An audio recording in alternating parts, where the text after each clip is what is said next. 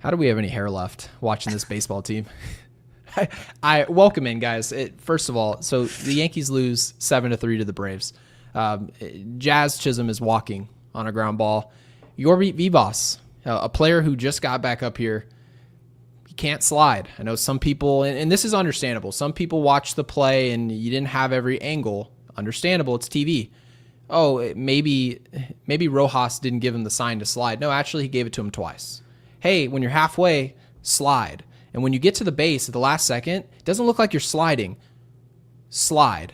He doesn't slide. And mind you, you can't run with your head looking 180 degrees the other direction, right? Obviously, great throw, by the way, from Ronald Acuna Jr. Excellent throw.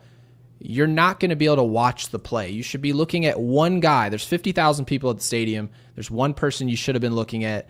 It's not what he was looking at. Obviously, he's out. We have no idea how that happens, right? The Yankees make a habit of not paying attention while playing baseball. And I'll tell you what, Jake, you can't be a great baseball team if you don't pay attention to the details. And Aaron Boone's Yankees just refuse to pay attention to the details. And it almost seems like every night on this podcast, we have to cover a team trying to win while letting the details elude them, just not paying attention at all. Maybe they can outslug it from day to day. We still have a good offense more times than not, but especially in close games or games where you have to have an opener. And today we had Ian Hamilton. Ian Hamilton was opening this game, and actually during the game, Joe Girardi, he mentioned he's usually worried about hitters falling behind, right? You get that week off. You don't see live pitching. Totally understandable. And he even says, Jake, the one thing he also remembers is that arms are sitting around. My rotation's sitting around. They're not getting reps. They're getting healthier, which is the whole point of the break, right? Except for the All-Stars. Your bullpen, you definitely weren't overused this week. Matter of fact, you were on vacation. You were back home with your family. These are all good things, especially for this team that's been somewhat banged up on the mound. And yet, the Yankees show up to the field. Jake, no one to pitch. No one to pitch. You were talking before we went live, before we smacked that live button, you were like, I can't believe how bad Ian Hamilton was. And I know you technically can believe it because you've been watching Ian Hamilton, the same Ian Hamilton that we've all been watching. He's not good enough to be starting the first game in the second half, which should be a tone setter for everything that's to come this next couple months. Anthony Volpe, we learned today, I shouldn't say we learned, but we really hammered it home that Anthony Volpe cannot throw on a relay. Our starting shortstop of the New York Yankees is not the guy you want to throw the ball to on a cutoff. Jason Dominguez, let me check my notes. He was hitting fifth today. After everything we've said of how great of baseball he was playing at the leadoff position, we don't see him a lick at the leadoff position. The Yankees score 11, 9, 10 runs, double digits, right? And you're thinking, oh, but we have something here. No, Aaron Boone and the analytics department decided that now's the time. And actually, the last thing I'll say before I kick it over to you, Jake, is Michael K. asked Girardi today, hey, how does Aaron Boone calm himself down in moments like this, right? When you're watching players like Yorby Vivas and you see players like Jazz Chisholm just not honing in the details of the game, just not executing and just making it seem like it's everyone else's, maybe their fault. Like maybe it's just the players. They don't understand where they're supposed to go, where they're supposed to throw the ball. He was essentially asking a legitimate question. What can Boone do to calm himself down? And I think I have an answer. Maybe, and just maybe, you can hold your players accountable. If a player doesn't run, you take him out of the game. If a player doesn't know the outs, you take him out of the game.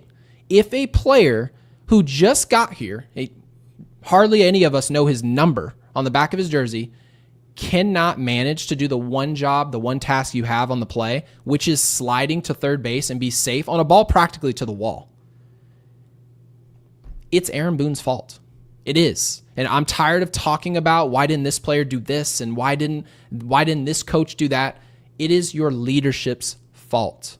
And no one's comfortable saying that. I am comfortable saying it. So Jake, I know you were just saying how boring this game was to watch. It was uninspiring. How you feeling?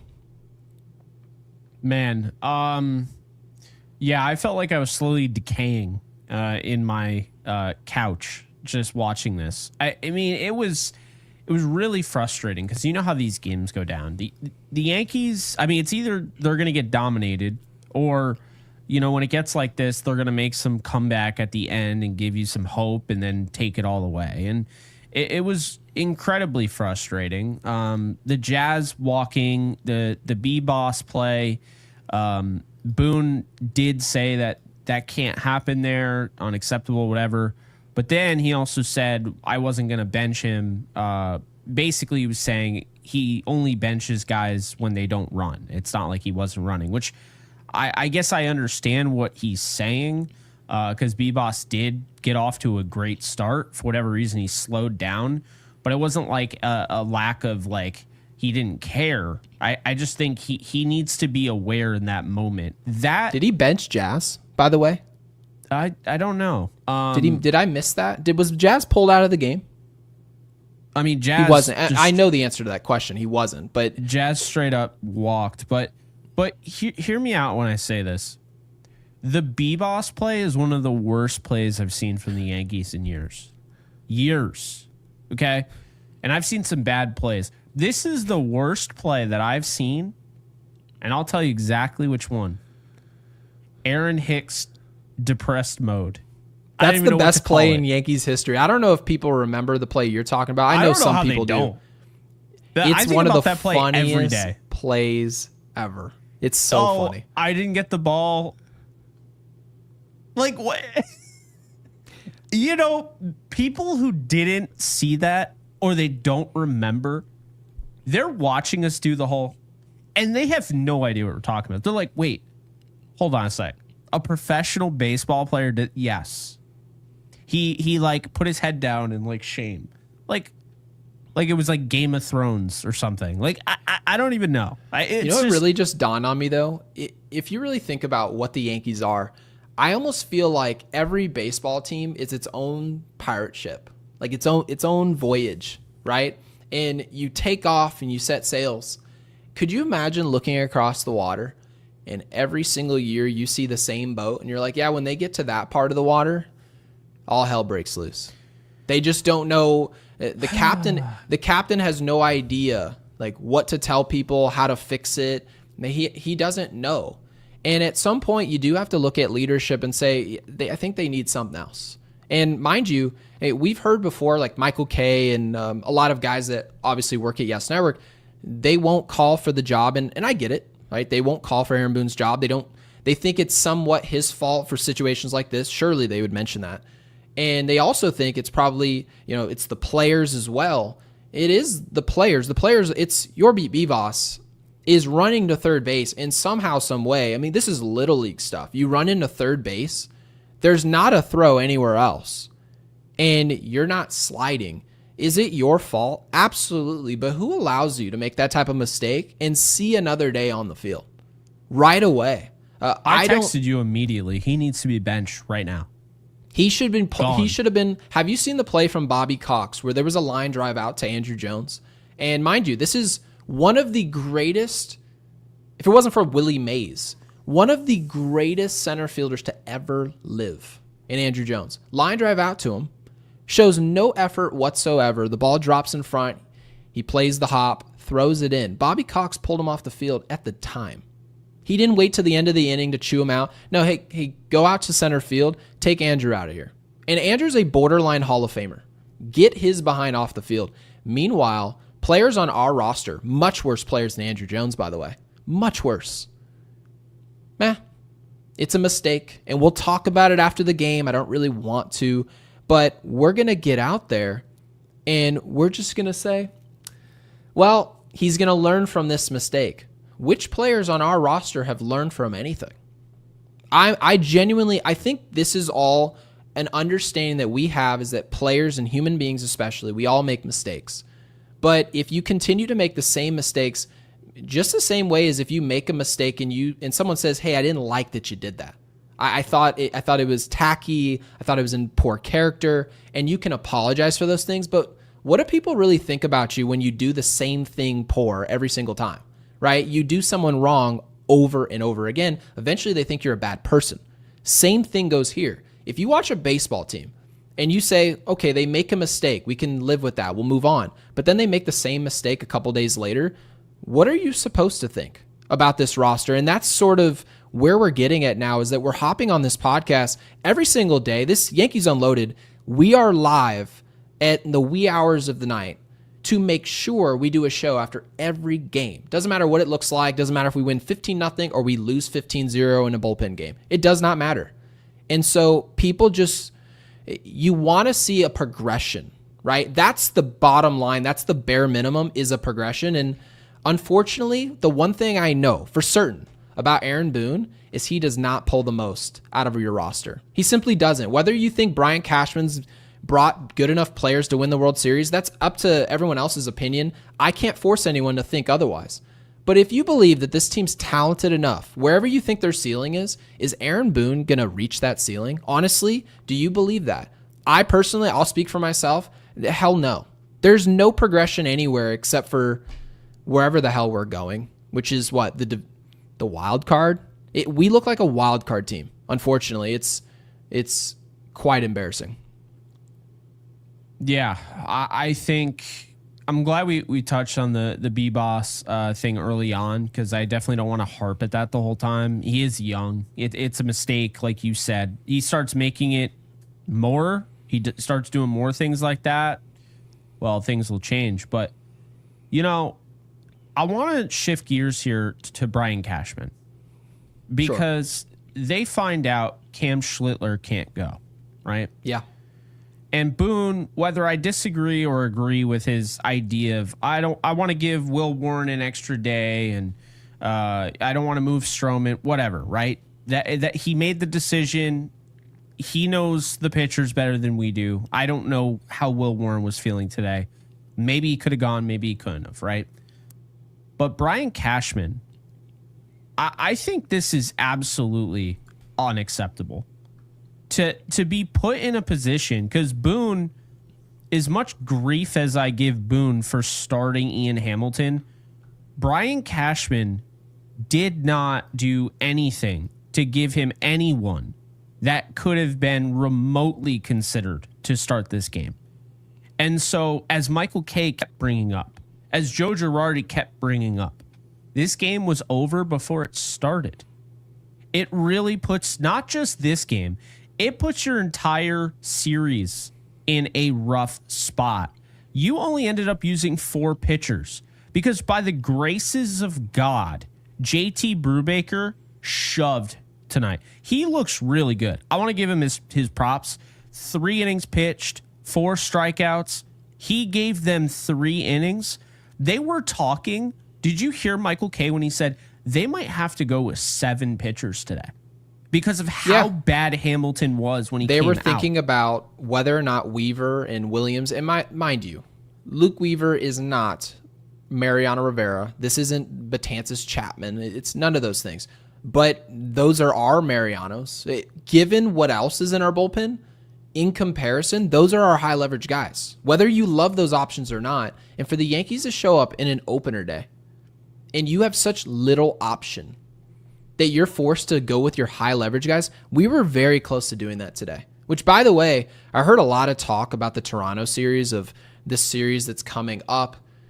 Why would you be looking ahead to Toronto? Teeing up starts against Toronto. Doesn't that tell you how light you are? Doesn't that tell you how light you are in terms of the depth chart at starting pitcher? You mean to tell me, and Girardi again brought up, we've got a long break here. Right? We know Max Fried dealing with the blister. We understand this. You mean to tell me not one other player that's a starting pitcher in your organization was sent up by Brian Cashman or told by Aaron Boone, you're starting today. I know it wasn't the schedule. We need you to start. You're a starter. You're built up for that. Our bullpen cannot sustain going out and relying on Brubaker to pitch the way he did today. That is, honestly, from the graces of God that happened. Because all of a sudden you're looking up and you're looking up and you're saying, okay, well, now Weaver's got to pitch. Okay, now Williams has to pitch, right? These aren't Weaver, really good pitcher, right? Williams, pretty good. If we had to use them, we're in serious jeopardy of getting washed in this Atlanta series and showing up to Toronto, looking up 4 or 5 games from the division. Toronto just handed us, they basically just took our lunch money a few weeks back. If you guys, I'm sure you all remember that series. It was horrible. And you mean to tell me that you're looking ahead? Take a look in the mirror. Take a look at the standings. You are where you deserve to be. And so now I think what we have to do is look ahead at the deadline. And you mentioned Brian Cashman, and I'm glad you did, Jake, because ultimately that's who's responsible for putting players that can do this task on the field. And Aaron Boone, we're not sure how he comes up with these decisions. I see it in the chat. Some people said he uses Grok on X or Twitter, right? Or that they use AI to come up with who plays where and what lineup, who pitches, why they do, right? Who comes out the pen? Is it Ben Rice? Is it Jason Dominguez coming off the bench? Factory reset that AI. I would love to see, and mind you, we know it's AI. Okay, we know artificial intelligence. Aaron Boone does not come up with these lineups. We know this. Yeah, he may tell us that. We don't believe him. But this is disappointing. You look up at the depth chart, Jake, you see Rodon. You see Fried, obviously dealing again with the index finger. You're talking about that injury. Marcus Stroman, Will Warren, obviously Schmidt, Cole, and Luis Heel. Luis Heel did throw in a rehab, did somewhat get shelled, but ultimately he walks off the field healthy. That's a good thing. And Cam Schlittler, who had a last-second injury, you don't have anybody in your organization to start today's game after the break. Who's that fall on? And I would love to know the answer, and I have a pretty good feeling. That's the thing that pisses me off. And who was that? Brendan Beck. So he started in AAA today, threw a no-hitter in 5 innings, 9 strikeouts. Now, why do you think because clearly the New York Yankees said, this guy is ready. They have to know he's ready. He's slated to start in today's game. Can you tell me a single logical explanation of why he wasn't brought up to go out and pitch in today's game? No, I can't. Scranton Wilkes-Barre is close enough. That's why, of course, you want to keep your AAA and your AA teams on the same coast at least, right? Scranton Wilkes-Barre, Pennsylvania, is close enough where he could have gone to Atlanta. He could have, right? He absolutely could have gone to Atlanta. If you're using a guy as an opener, there would have been no harm in putting Beck in there. None. Because there's no way they went into this and they might have believed that they could, see key words here, believed that they could get a decent outing out of Ian Hamilton.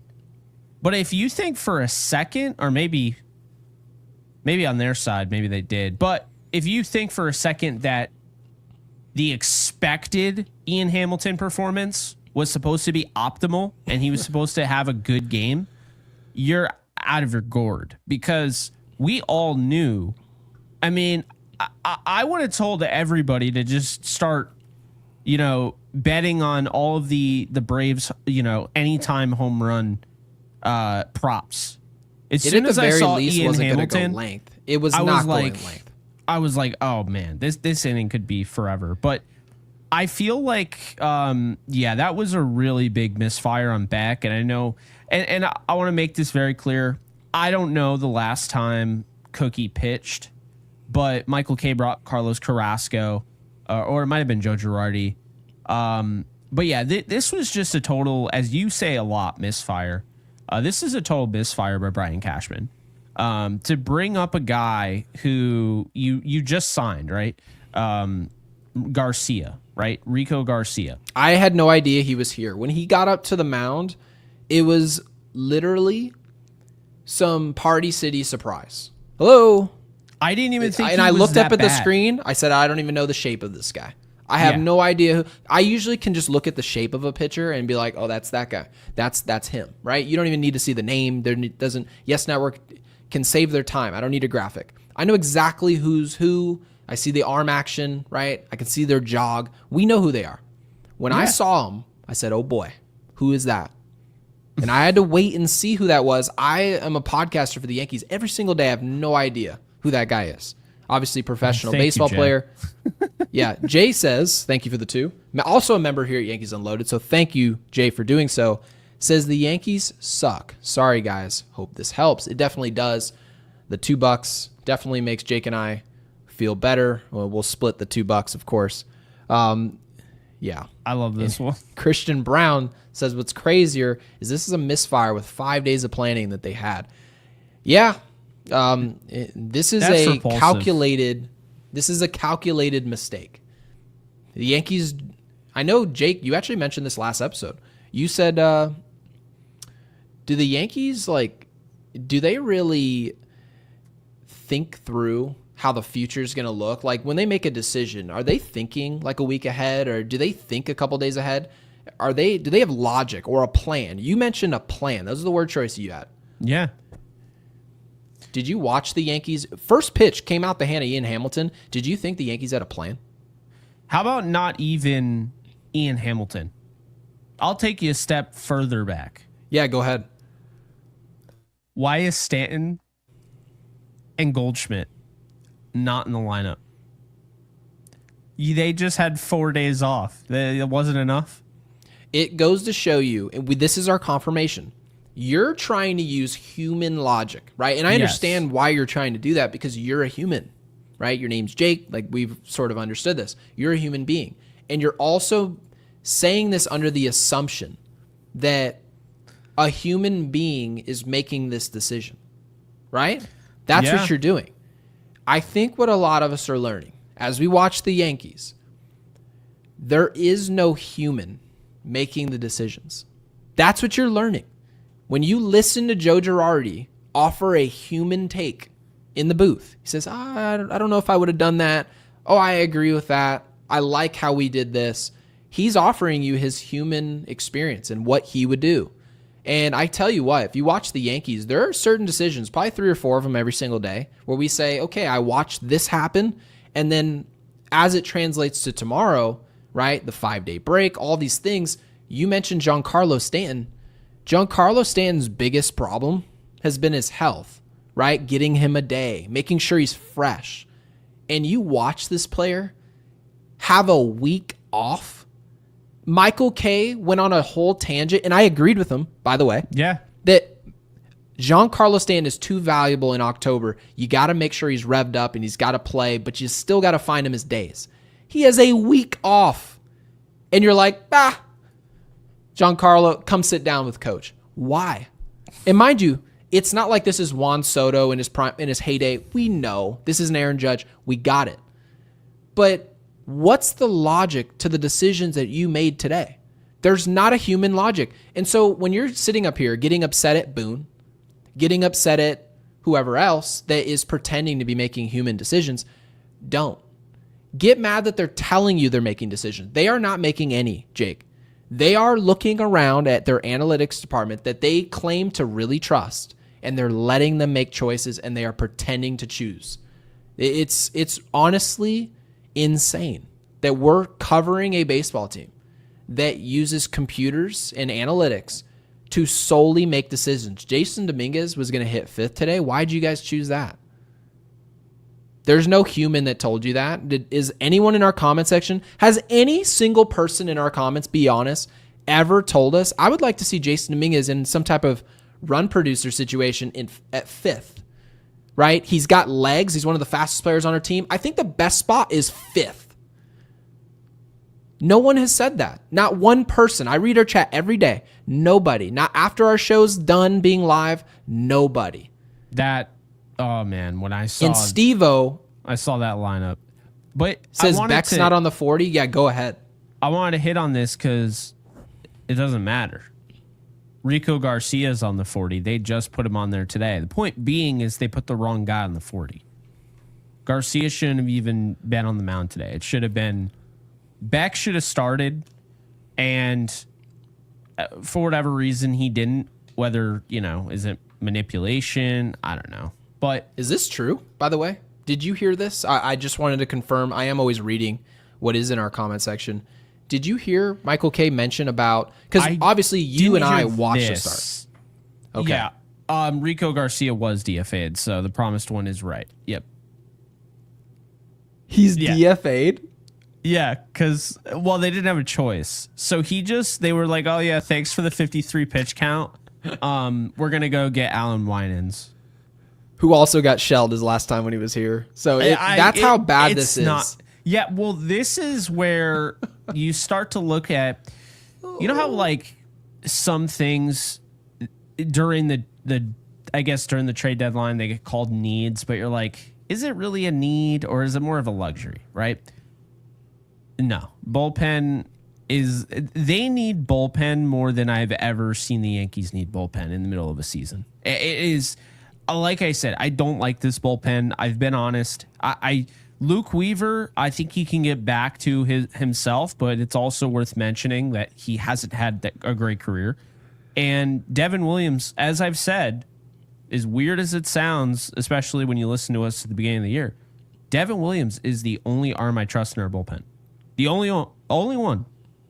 Until at the moment, Yarbrough clearly, comes back. yeah, at the moment. And JT Brubaker is starting to work his way into that circle of trust. But what is that? Is that you come in and, you clean up where the starter left off? Or could we start adding you into like more high leverage? That's where we need to find out about Brubaker. For me, I think he is a guy that can be a fringe starter, but you're going to keep him away from starting, obviously, in the MLB. Sure. And he's going to be somebody that comes in the 4th or 5th inning. And he could go 3 innings if you need him to, but idealistically, you'd want him to go 2. And I think he can get you some good results that way. He's somebody that they've spent extensive time trying to develop, and I think they might be on the right track here. I think Matt Blake might be cooking with some gas here. Brubaker has looked really good in a few of his appearances as of late. So, we'll see, but 39 pitches, 26 strikes in 3 innings, no hits given up, 4 strikeouts. I mean, good for him. That, to me, as well as Ben Rice, those were the two that I was like really thrilled with today. And there was not much to be happy about, but those two I thought looked really good today. But yeah, the Brian Cashman thing, it's mishandling, and I've said this before, I'll say it again. I just don't like the way he manages the minor league system. Yeah, I'm actually...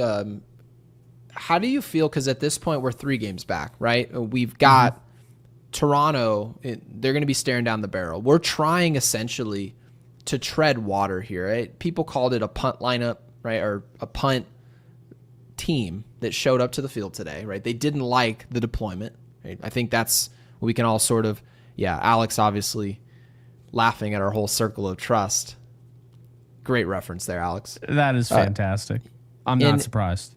And you know what's interesting is it does feel like the Yankees are trying to locate Band-Aids right now. And mind you, you mentioned that the bullpen is just depleted, right? It's a wash. We've got really 2 or 3 guys. Cruz comes back. Like Fernando Cruz is in your circle. He is in our circle of trust. You mean to tell me that's one of the guys that you were going to be relying on the whole year? Was a dude with an ERA of 7 last year with the Reds? It is. That's where we are in our bullpen. So it seems like listening to you, Jake, and I agree with you, by the way, when we show up to the bullpen, you shouldn't even be allowed, as Brian Cashman, to say, oh, the market's tight, or it's a seller's market. This is not a buyer's market. Unfortunately, this is the roster you put out there. So now, given the market, it doesn't matter what people are asking of you to go get these assets. You are forced to pay the price. Otherwise, wait for it, you are wasting an entire season of Aaron Judge. And guess what? Those seasons end. As much as we love these seasons from Aaron Judge, they are coming to a close. Not maybe this year, maybe not next year, but eventually you're going to look up and you're going to see 37-year-old Aaron Judge, 38-year-old Aaron Judge, and I hope you don't think you're getting this level of play. So your team needs to be prepared for that. From a physical standpoint, from a personnel standpoint, are you ready for that task? Because based on the way that you're handling this roster, it seems like Brian Cashman has quite a few holes on this team. He's heading to a deadline that's now in a couple weeks. We're going to bring on reporters, talk about all the rumors, but when it's all said and done, if it looks like Leiter Jr., De La Cruz, if it looks like that, the Yankees actually, and I said this maybe, Jake, I don't know if you can refresh my memory, a couple weeks ago. I said, it's the Blue Jays. Like, they have a good, not great roster. They're a good, not great team, right? Michael Kay sort of alluded to their plus minus, right? All things that are true. The Red Sox, playing great baseball, obviously lost today on the first game out the break. They're on our heels, right? They're one game back of us. They won 10 straight. You win 10 straight games. So you look at these teams, you almost look at it and say, if we don't have a killer deadline, we can actually get outrun by one of these teams. Like, genuinely, I would almost wager on it if we have a poor deadline. That is where we are. And so, obviously, when we're sitting here, we want the Yankees to be great. It's good for our podcast. It's good for our listeners. People want to listen to good stuff happening. They want to listen. You see the comments from Steve-O. He says Jose Ramirez, he wants good things to happen, right? And we have no idea if Jose Ramirez will ever be available or any other great player. Ketel Marte, the list goes on.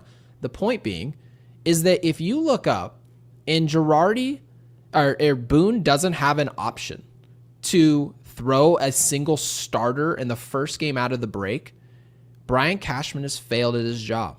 It's his literal number one job to make sure Aaron Boone or any other manager, any manager, has the option to pitch someone who can start the game. That's the task. And so I'm glad you started off this show, Jake. It was brilliant to make sure the person under fire here, albeit we have a ton of things to complain about with Aaron Boone and what he did today. How does your general manager not prepare for days like this? Fresh out of a break, fresh off vacation. And now, unfortunately, we're sitting here trying to figure out, how do we pick up the pieces?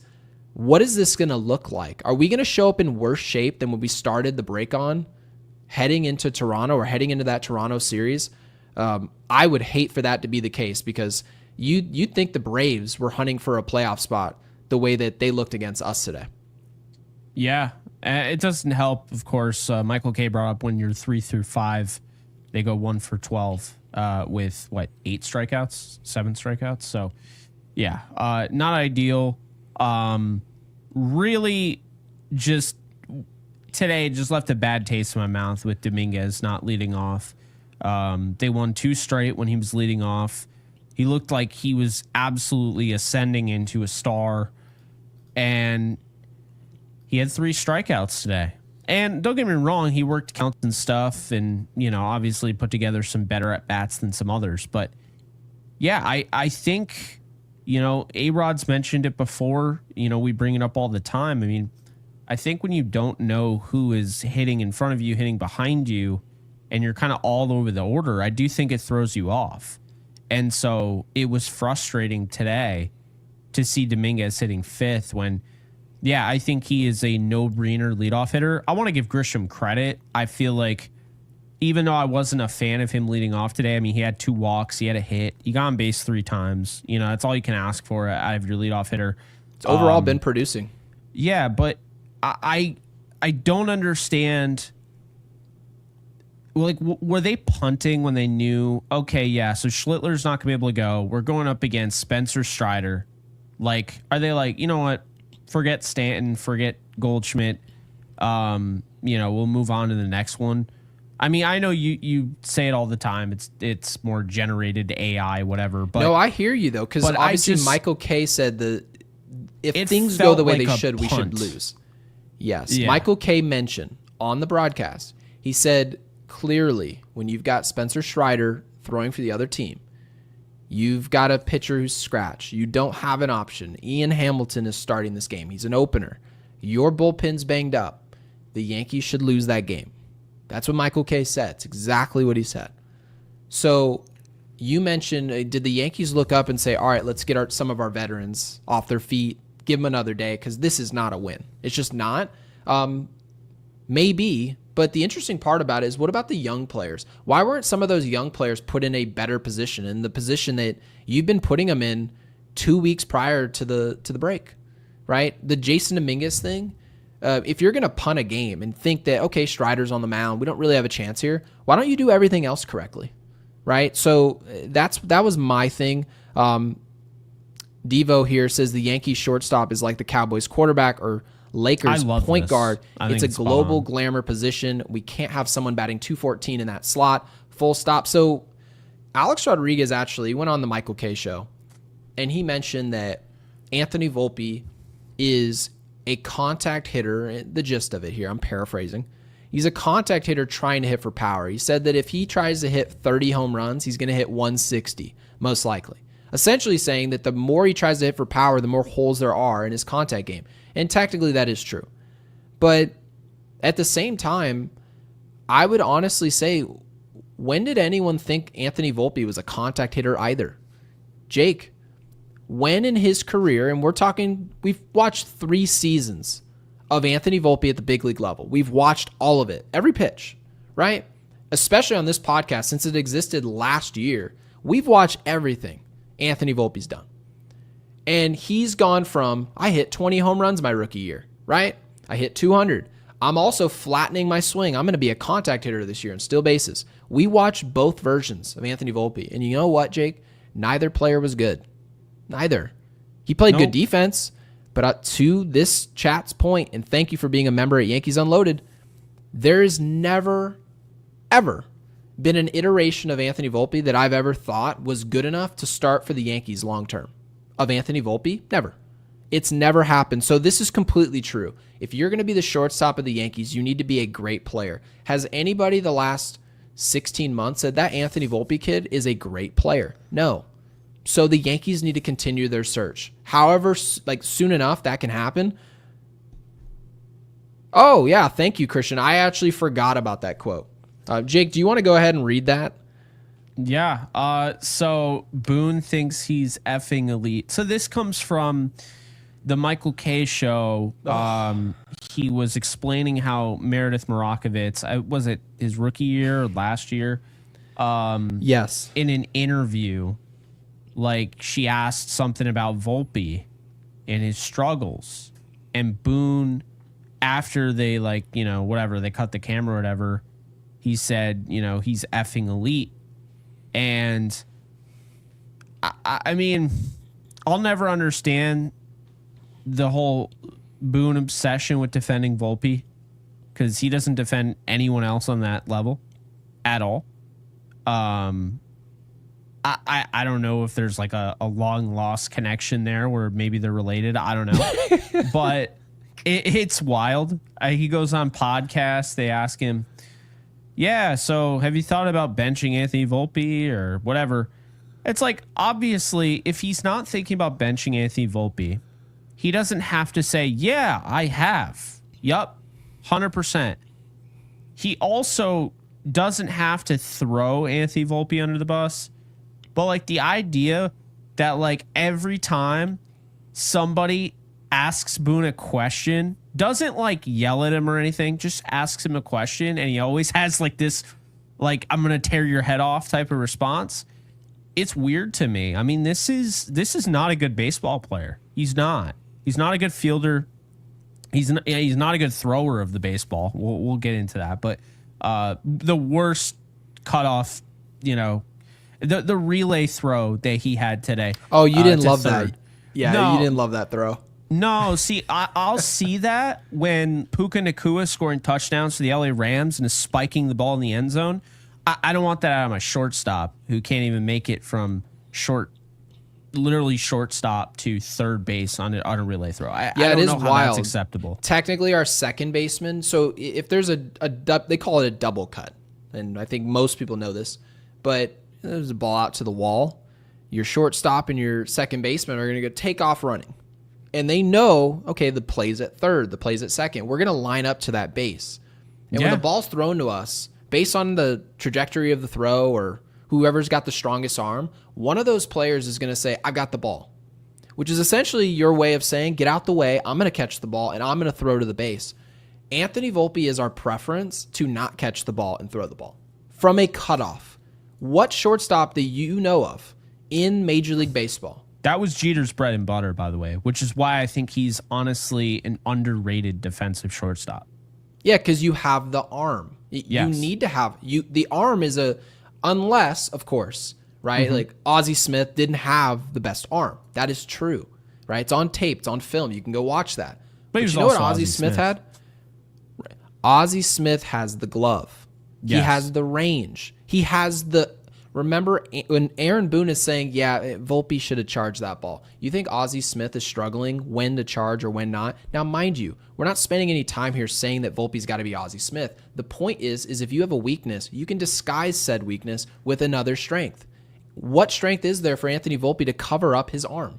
Explain it to me. I don't know what that is. So, yeah, Christian, thank you for bringing that quote back up. I'm very disappointed I had to read it again. But thank you again for getting involved. And Charlie, thank you for the 5 in the super chat. Thank you for that. He says, do you guys think they're holding out for third baseman Murakami? Kind of feels like this year has too many built-in excuses to go all in. So, mind you, I think Charlie we'll answer the question sort of in reverse here. Charlie's introducing the idea of the Yankees going all in. And I mentioned on our very last show, it's pre-recorded, so we didn't get an opportunity to talk to our audience, but the Yankees have never gone all in. We've never seen it happen where the Yankees say we're putting all the chips to the center of the table. We are cashing in these guys to be aggressive now. Don't tell us about next year. Don't tell us about 2027. Don't tell us about any of those things. So I would assume, though, Charlie is probably getting it, that the Yankees go get, right, a Suarez, go get multiple bullpen arms, right? They go figure out all of their holes that they have on their roster, all of them. Maybe you bring in another starter. Are they going to do that when you look at the current iteration of the Yankees? I would assume the job is always to go forward, to always buy. Is it considered all in? Not really. But to answer the question about Murakami, and then Jake, I'm curious to know what you think about it. I'm not looking ahead to anybody. Do I think the Yankees are considering this whole Murakami marriage and a fit there at third base? Yeah, I do, because I think that Brian Cashman believes that he's steps ahead in this process, and this is the way he looks at it. You always hear Brian Cashman, you said it last episode, Jake. Brian Cashman's been doing his homework. So what? If a C student told you he's been studying all weekend, you know him to be a C student, do you give a rat's behind that he's been studying all week? You don't, because you know what the results look like. So this whole Murakami thing, I know they want us to get excited about the future, but we're in the now. Let's focus on the now. And yeah, maybe potentially they're worried about this whole Murakami deal, but they shouldn't have the nerve to look at 2026 when you guys haven't won a World Series championship in 15 years.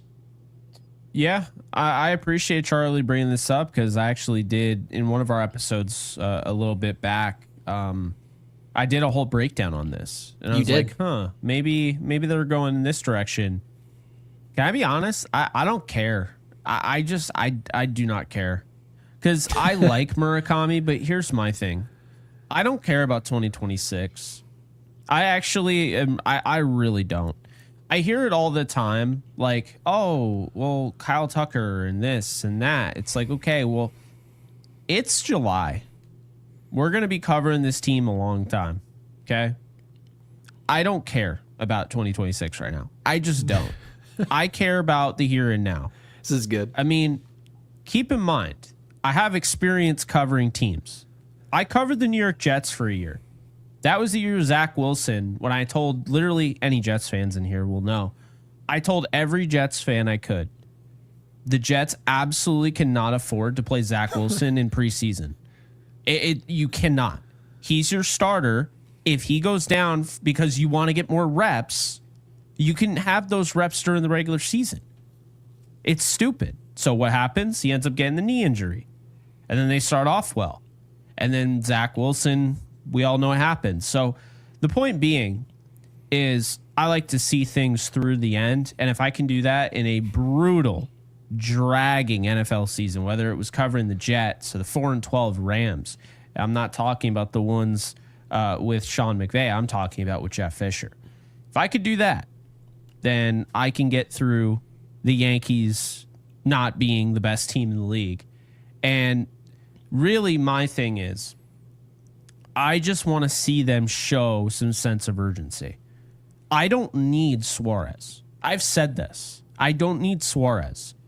But if you're sitting there and you're telling me you don't like what you have at third base, well, Brian Cashman, this is why Gary Sheffield Jr. and I quite literally made I don't even know, an hour and 30-minute live stream talking about why you should sign Alex Bregman. In addition to that, the bullpen. How many bullpen pitchers did we bring up in free agency? Oh, I don't know. Can't even count. We talked about going after Esteves, who the Yankees are keeping an eye on.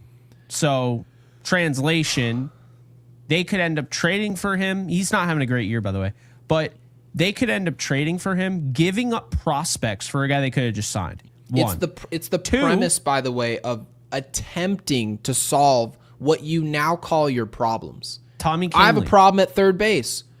Well, was there any option to possibly solve this? Yeah, I guess we probably could have brought that really good player, Alex Bregman. Now, mind you, he still has to agree to come play with us, but we weren't even in the mix. Why? Because we have a tight budget, and we brought in Goldschmidt, we brought in Fried. We had to bring in these guys. Well, what are you trying to sell me? You guys are out of money?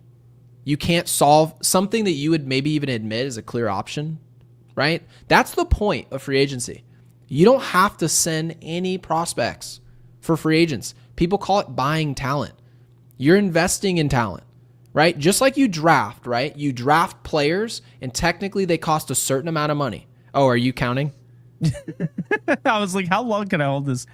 Tommy Kahnle, right? You did say Tommy Kahnle.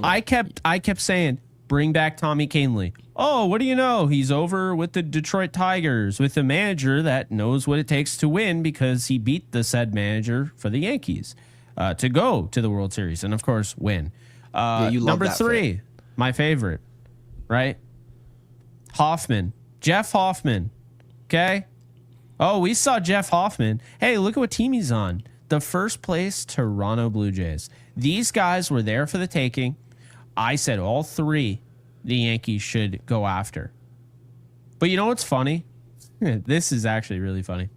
I'm not at all, right, saying that the guy that they traded, and I'm totally blanking on his name right now, the guy who's supposed to be Jose Altuve, I'm not at all trying to say that he was amazing. Are you talking about Durbin? Yeah. I was excited to see Caleb Durbin, which, Okay. by the way, Caleb Durbin right now would help. He would help them. They would be in a better spot with Caleb Durbin. But here's my point. We also don't have the one guy that you trust right now in Devin Williams. So No, there's I obviously know. give or take. But that it kind of goes to show you that he's hitting 265 right now. Mm-hmm. He's got 5 home runs. He has a 732 OPS, a 350 on base percentage. Guess what position he's playing, Gary? Is it third base? It is third base. I didn't even know. I knew because as soon as you were reading his stats, you were talking about his glove. ops. Yeah, when you were talking about his ops, and you were talking, and ops isn't everything, but you're talking about the pop, the home runs, 5, and his batting average being well above league average. Well, what you're doing is comparing his output to either Cabrera, who at the time was healthy, and also Peraza. And then after that, the Yankees don't have a third baseman. They have a second baseman in Jazz Chisholm, who they didn't even tell was going to be playing third base. They did not say anything. And he just gets thrown. That's on Brian Cashman. If you tell somebody. You see what I'm saying, though? I love Devin Williams. I actually love him. I love watching him. So you like that pickup? I do. But, okay, they traded for him because they refused to pay anybody else in free agency. If they just went after Hoffman, Kahnle, and Esteves, they probably still have Durbin. Okay, so we figured it out. No, we figured out what the problem is. You're mentioning free agency signings, right? You're mentioning players who were just able to be had for the dollar, right? Yep. The Yankees. Brian Cashman doesn't believe in that. Perfect. So when you're mentioning believes free in agents, the big fish. They will sign a big fish, right? And I'm not saying necessarily that big fish will always be a big fish, right? But Rodon, sign him to a big deal, right? He was considered like that was a huge move when they got him. Max Fried, okay? Big fish. But, right? And this is important. There are other teams that are making moves where they're not getting the big guy, but they're getting guys that fit their brand of baseball. and they're able to stay within a budget that is a lot more taxing than a New York Yankees budget, like way more taxing. Like they don't have anywhere near the resources the Yankees have, and they can field out 5-6 guys on their 26 the next year, and they can love the production. The Yankees focus on the big guys, and then they really just tend to neglect the glue guys. And that to me is why the bullpen, because they went away from spending a lot of money on the bullpen, right? Surprisingly, all of a sudden, they went away from spending a lot of money, and they don't have a super bullpen anymore. They actually have the worst bullpen, I think, in the league. So we figured it out. If the Yankees spend a ton of money in their bullpen, right? So they do what you said. Bring in maybe an Estevez, right? You bring in a Hoffman. You bring in whoever else. It's a free agent. Doesn't cost you prospects. Doesn't tax your system as they like to. You don't have to send any kids for it. Yeah. Well, here's the problem. Hal Steinbrenner is on record. This payroll that you guys see is not sustainable. What's he telling you? What does it mean? It means we're not going to continue spending out the wazoo. It's not going to happen. If you want us to spend an extra $30 million this year, we spend $290, and next year you want us to spend $320. If that's what you think the Yankees are going to be in 2026 when a Kyle Tucker becomes a free agent or whoever else, we are going to fit superstars in the fold if they fit our budget. That's what they're telling you. Juan Soto, mind you, the Yankees were going to agree to pay him almost $775 million, an obscene amount of money. But when you break it down year to year, there's a total there. You divide the years by the money that they're spending, right? The money you're spending by the years, and you get a total. And that salary was going to be roughly $50 million. Do you know what that means, Jake? That means the Yankees have $50 million less. They treat it like the NFL. Less to invest in their bullpen. Do we even get Paul Goldschmidt? Nope, we don't. Do we tell the Chicago Cubs, yeah, we'll agree to send you Cody Poteet and bring in that $25 million a year salary with the player option for the following year? Do we do that? If Juan Soto says yes to the Yankees, I'm going to answer it for you guys. Nope, they don't. The only way they say yes is if it fits into their budget. So that's what the Yankees have right now. Yes, they have leadership problems. It's probably their main issue, but they also have a tight budget that Brian Cashman doesn't know how to utilize. So when you look up and say, we want the superstars, like make the Yankees again, I'm all for that. But you know the problem with it, Jake? When they go out and get the stars, they've got to fill in the cracks. And those are those players you're mentioning, that 5 through 9, right? The complementary players every year, they are out of money. So you look up and you say, why didn't you get Alex Bregman, right? The reason for that is because of their budget. They won't do it. And I'm telling you guys, when people say, who's the real problem in New York? The problem is Hal Steinbrenner. And a lot of people, including Michael Kay, will say, well, he's spending $300 million. It's plenty of money to win. He is correct. The problem is the people that he has in charge of running his money, spending that type of money, they don't know how to manage said money. And the guy he has as manager doesn't know how to manage the players and how to operate day-to-day basis. So the Yankees, unfortunately, are in a position where there are clear options to fix said team. And unfortunately, given how they run things, it requires them to spend more money to fill in the gaps. And if you don't, Jake, here we are 2 weeks ahead of the deadline, and we're talking about whether or not we have to go all in to fill in the cracks of a $300 million team. That's where we are, literally. It cracks me up how Josh Smith and Caleb Durbin, guys that the Yankees traded away. To be fair, Durbin was traded away for one of the best closers in baseball. Like when he is on, he's one of the best. Yeah, I was fine with the trade at the time. I loved the trade. I hated having to give up Durbin because we were excited for him, but I loved Devin Williams. Josh Smith was traded in that awful Joey Gallo deal. Like, I would trade for Josh Smith right now. Yeah, you have PTSD. You hate that trade.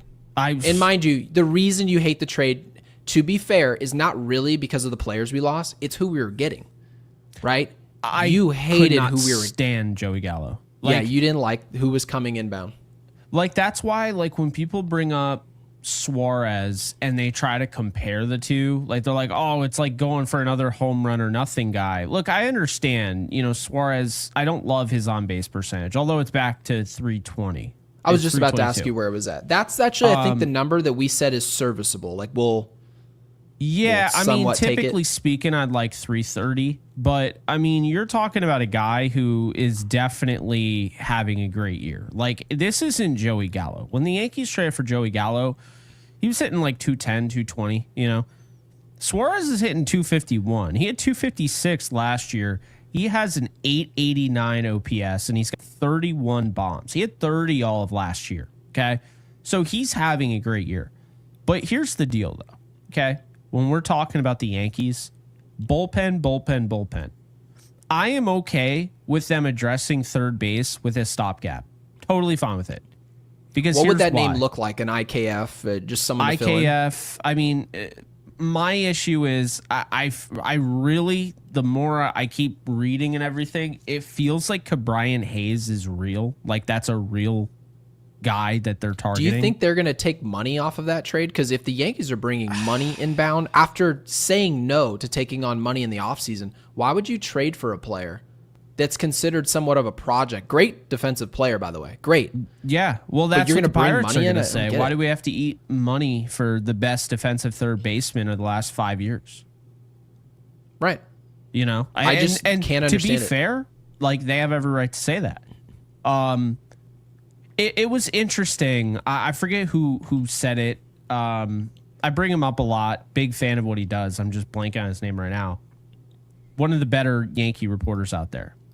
And he was talking about how he saw, Cabrian Hayes as that of a Scott Brocious, where he actually thinks a Cabrian Hayes batting ninth in the Yankee lineup would be much more dangerous. He'd be better in New York than he is in Pittsburgh, where they actually have to kind of rely on him. And he's just not a great offensive player. But like he was saying, you get the best defensive third baseman in the league, and then you tell me, he's batting 260 and he's going to hit ninth. That's a major upgrade over Peraza, when Peraza, I mean, he is a great fielder, but he, as good as he is, think about this. Cabrian Hayes is astronomically better at fielding. Yeah, somebody who's one of the best gloves at the position is not Peraza. Hayes is that guy, which is I'm not saying I would do it, but I'm saying I can see why the Yankees would. Especially, think about this, right? They've improved on their defense. We've talked about that. They have. Isn't this like the perfect response to last year? Say, F it. We're going to go out. We're going to get the best defensive third baseman in the league. And now he's hitting 236. How much is he making, really by the way? Just so I have an understanding of the money. Do you have that anywhere near you? Because I'm curious to know what it was. Yeah, I believe it was $10 million a year. I mean, it's like the Hicks deal. It is. It's very similar. Yeah, I mean, it's almost identical. Wow. Now what you like to hear? No. It's $7 million. He has a club option where it goes up to $12 million in 2030. He'd be 33. Includes a $6 million buyout that year. But yeah, it's $7 million each year. Then it goes up to $8 million, and that's it. So actually, you know what? I'm not saying that I love this, but if you could get him for the right price, I could actually see this benefiting the Yankees. And today is a good example. I mean, you have him at the hot corner. I don't think, and this is actually kind of funny. As much as we get on B-Boss today, I don't think I thought he had a really good game. He got on base. He had a nice hit, right? And he was doing the right thing, moving over to third, just made a bad mistake that overshadowed his entire game. I didn't think he was out of position at third either, but Cabrian Hayes is making that play. That play at the hot corner would have changed the game. If he makes that play, they don't give up, 2 runs on that? So yeah, I think it's safe to say if the Yankees do bring in somebody and they're not the best hitter, right? It's not a Suarez. Obviously, Cabrian Hayes is not Suarez offensively. He's just not. I don't care what anybody says. He's not. We know this. Even the ceiling. But having said that, he's at least electric at one side of the ball. I'm going to say this, though, about this whole Hayes trade, because we don't love the fact that money's attached to it. Don't love that. No, I don't. And I'm going to assume Pittsburgh is not going to be taking any of that money. They're going to do just what Chicago did. They're a team on a budget, right? You've got Skeens on that roster. They're trying to find money anywhere they can get it. I'm going to assume if the Yankees go get Hayes, they can probably just assume that contract from Pittsburgh for very little prospect. And when you do that, now you've left capital to be, and this is the key, and this is what I wanted to make the point of, you need to go out there and get monstrous pickups in terms of your bullpen. I'm talking Duran. I'm talking you're going to get a Class A. You need to go out there and get multiple big-time arms in this bullpen. This team will not survive without you going in at the deadline for bullpen arms. If you tell us that, well, there was just nothing to be had, or they wanted Spencer Jones or whoever else, and you just say we weren't comfortable going to the price that they were asking for, the Yankees are in trouble. So I actually agree with you. I think somewhat you're talking me into this idea that maybe we don't need a great offensive third baseman to win. Maybe if he's great defensively, that helps this team a ton. I agree, but it's all about what comes next, right? The follow-up to that trade. I can't do what I want to do, of course. I'd ship Volpe away. I'd trade for I would literally trade for anybody else. Yeah, he's actually become, before I just thought like, okay, the play is not good and seems like a pretty likable kid. Didn't really pay too much attention to him, really, right? We get to a World Series. He hits a big grand slam. It's one hit, but we'll take it. No, you get 280 in the World Series. I mean, we'll take that all day. Anthony Volpe has just become so difficult to watch. He's reverted and people back take to his this rookie personal. year. We're covering baseball, and people think we have a personal vendetta against any player. No, we just don't like watching bad baseball. Do you guys like watching it? I don't get it. And Alex with the super, thank you, Alex. By the way, love the Photoshop photo of me bald.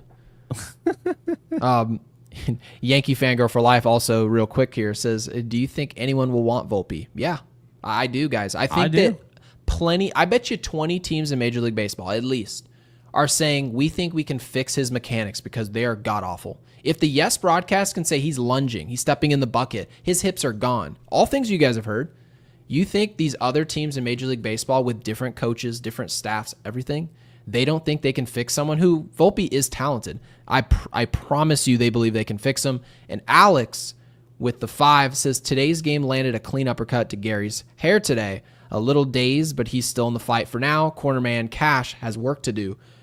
Yeah, oh boy, I'm almost knocked out. Cornerman, you're dead. I don't know. Hal seems to. We were in the fight. As long as we're in the fight, right? That's the goal. Cash, so yeah, I could just see that this is an actual fight, and Gary, the bell just rung, for the round break or whatever. You go over. Brian Cashman doesn't notice how, because he's your cornerman, doesn't notice how you have a cut, and now all of a sudden there's just blood in your eye and you can't see. Yeah, I bet you, by the way, on the topic of Anthony Volpe, I bet you guys, if we traded Anthony Volpe to the Los Angeles Dodgers, I bet you he's a much better player. Now, mind you, that's not me. It's not me telling you guys that. That's not me telling you that he's just a total lemon. It's completely his fault, or it's none of that. I just believe the Yankees don't know how to fix whatever problem he has. They just don't know how to fix it. Just the exact same way. The exact same way. This is Sonny Gray of the mound, of the position. This is Sonny Gray, Larry Rothschild. We don't want him to throw his cutter. We don't want him to throw a four seam, throw the sinker. It's not working. He laughs off the mound. People are like, he's not a fit. He can't crack it in the Bronx. And then we send him packing. What was he after that? A great pitcher. He was. That's who I think Anthony Volpe is. Do I think he's going to be great leaving the Yankees? No, I don't. I don't think he'll be greatness. But do I think Volpe at some point will be like, oh, he's a really solid player in this league? After leaving the Yankees, I believe that. Yeah. And Christian, yeah, I remember this like it was yesterday.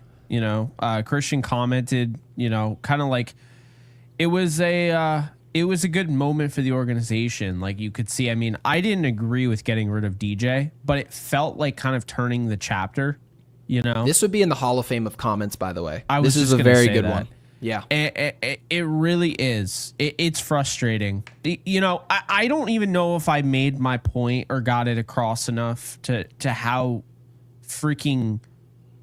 I need another word to describe how angry I was, because you said it perfectly.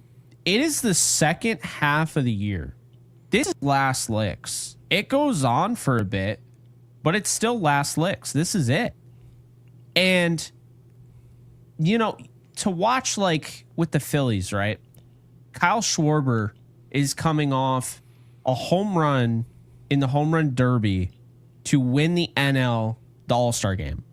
That was cool. Got plenty of publicity, all of that. What did he do today? He homered today, right? There are guys that homered that were in the home run derby. The Yankees did not feel like they cared. There was no emphasis on the second half. Today felt like you're just part of the first half. Like, does that make sense? I watched around baseball today, and I saw there was a change. You could see it in a lot of these players. Oh, well, this is a clean slate. I'm not having a good year. I could put the ball in the seats, get things going the right way. Or, I can lay down this bunt or whatever, right? I just feel like the Yankees totally missed the boat today. And this could send ripple effects, because I'll tell you right now, they are not favored to win this series. There is no way, okay? They got Stroman and they got Warren. I like Warren. I do not like Stroman. I don't trust Stroman. And I just think that they mismanaged this so Stroman poorly. is pitching Sunday. I'm going to church. It's just, oh my God. the point being, though, is that you can't start after 4 days off. You cannot send this message. You can't send it to your players. You can't send it to your coaching staff. You can't send it to the fan base. You can't send it to the league. This is pathetic. It really is that they were even in this position. I don't care what anyone says about the whole, oh, well, it came out of nowhere. No, you heard that it came out of nowhere. I assure you, they knew Cam Schlittler was not pitching the night before, at least, minimum. Maybe even before that. Yeah, what track record do they have to suggest that they tell us the truth? That's really the main gist of it.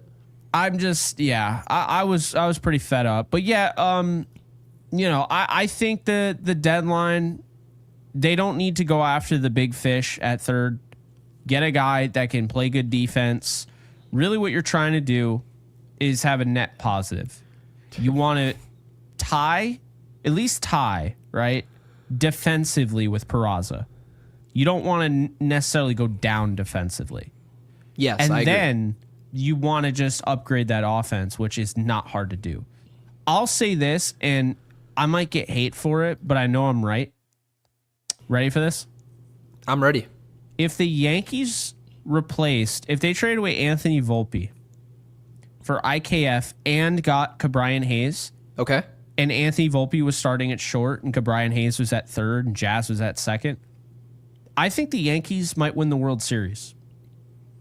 Like, I would feel that strong. Now, keep in mind, they would need a bullpen, right? So, obviously, that's considering.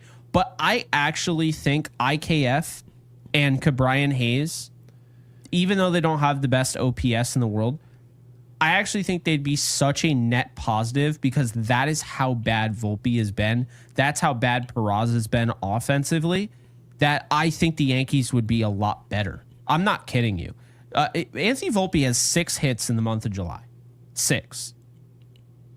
So 6 hits. Where's my phone? But you know what? It's July 19th. I don't care, and I want to make this clear. I don't care about Volpe's offense as much as I do about his defense. His offense, I don't have high expectations for. Anytime he goes to the plate, I'm not expecting anything at all. He's hitting 212. He's reverting back to his rookie year. If you look, it's almost identical to his rookie year right now, his numbers. Awful. But in the field, like this regression, I never could have saw this coming. I didn't think that I always thought he was a little overrated defensively. But it turns out last year he was actually like really, really good. And really his rookie year he was overrated. Probably should have won the Gold Glove last year. But goes to show you what Gold Glove, how much that means. Yeah. But the point being, man, like Volpe is not, I don't like watching him in the field either. So at this point, yeah. I mean, would it probably be a loss down the road? Would the Yankees lose that trade? Yeah, probably. Volpe would probably be a better player than IKF. Probably not long after. He'd be a player that the Pirates could market. He's a young player. He would get better. But if you're he'd be selling popcorn at the stadium. But if you're asking me what would be better for the Yankees right now, yeah, Volpe, he does not fit this timeline at all. They don't have time for him to wait. They don't have time to wait for him to develop. He is they're going to wait. Literally, I know they are, but Volpe is quite literally reverting back to his rookie year. Like, I'm not kidding you. Have you seen his numbers? They are identical. It's scary, man. It's not a good sign. It's not a good sign at all. When you had 668 OPS this year, 666, I know, weird, OPS in 2023, right? 283 on base his rookie year, 287 right now. 383 slugging his rookie year, 381 right now. Okay? 212. Now, keep in mind, they told us last year, flatten swing. He's going to hold back the home runs. We were excited about that.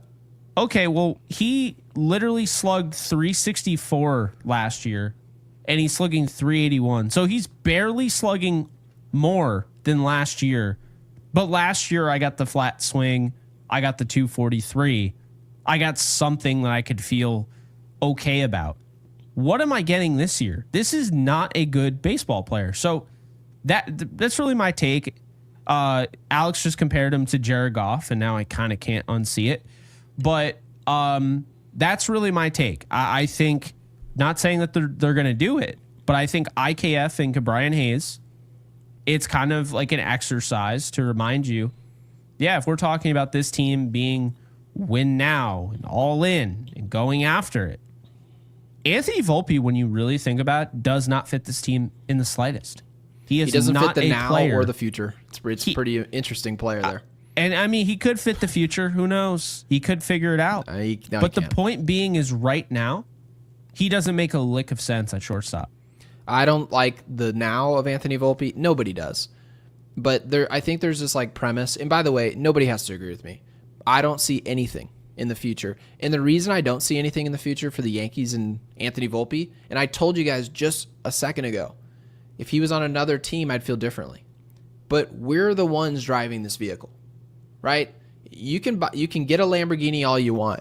If you don't know how to drive stick or however to drive the vehicle, then the car is not any good to you. You want to buy a Porsche 911? Well, guess what? You better know how to drive stick. If you don't, you're in trouble. So again, Anthony Volpe is not a Porsche. He's not a Lamborghini. He's not any of these fancy cars. But what he is a player that needs fixing. Are the Yankees the team that can fix him? If the answer is no, any day that we go past today is a wasted day. And so that's essentially the gist of it. The future with the Yankees, there's no future with Anthony Volpe and pinstripes. I'm sorry, there's not. This is not personal. I'm sure he's a great guy. Again, I told you I'd go golf with him. This is none of that. But when it comes to performance, this is simple input output. Are you giving the team what they have to go to where they need to go? You're not the quarterback per se. I know earlier we heard a comparison that playing shortstop for the Yankees is quarterback.